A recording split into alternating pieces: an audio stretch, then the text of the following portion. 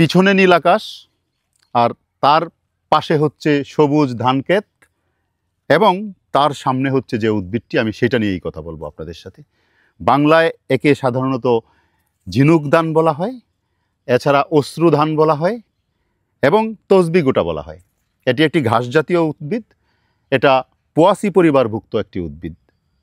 এটাকে শস্য হিসাবেও পৃথিবীর বিভিন্ন দেশে ব্যবহার করা হয়। বৈজ্ঞানিক নাম কোইক্স ল্যাক্রাইমা জবি। কোইক্স ল্যাক্রাইমা জবি এই নামটি কেন হলো? কোইক্স এই গণের নামটি একটি প্রাচীন গ্রিক শব্দ কোইক্স থেকে এসেছে, যার অর্থ এক ধরনের শস্যজাত উদ্ভিদ। এটি ঘাস পরিবারের অন্তর্ভুক্ত, ধানের মতো একটা দানা হয়। এপিথেট অংশের নামটি ল্যাক্রাইমা জবি কেন হলো?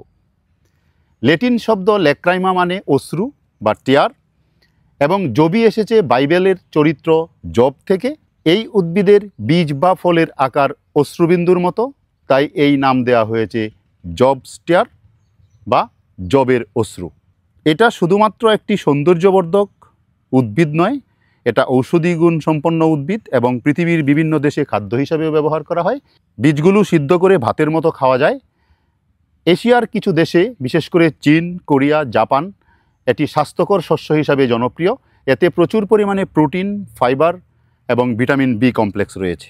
প্রাচীন চীনা চিকিৎসায় এটি প্রদাহনাশক, মূত্রবর্ধক, ত্বক শীতলীকরণ হিসাবে ব্যবহৃত হয়। এছাড়া আর্থ্রাইটিস, জ্বর এবং ডায়াবেটিস নিয়ন্ত্রণে এটা অত্যন্ত উপকারী একটি উদ্ভিদ হিসাবে ব্যবহার করা হয়ে থাকে। এতে থাকা কোইকজেনোলাইট নামক যৌগটি টিউমারের বৃদ্ধিকে রহিত করতে অত্যন্ত কার্যকরী। এছাড়া এর মধ্যে যে উল্লেখযোগ্যভাবে চকচকে বেশ কিছু বীজ হয়, সেই বীজের আকৃতিটা অশ্রু ফুটার মতো বলে এটাকে অশ্রু বীজ বলা হয়। এবং এই যে বীজটা, এই বীজটা দিয়ে বিশেষ করে বিভিন্ন ধর্মীয় কাজে ব্যবহার করা হয় এবং এই বীজ দিয়ে তসবি তৈরি করা হয়। তসবি তৈরি করে তসবি জপা হয়। এছাড়া বাংলাদেশ সহ পৃথিবীর বিভিন্ন দেশে এটা দিয়ে খেলনা তৈরি করা হয় এবং এর বীজটাকে ব্যবহার করে হাতের ব্রেসলেট তৈরি করা হয়। এটা একটা অর্থনৈতিক গুরুত্বপূর্ণ উদ্ভিদ হতে পারে আমাদের দেশে।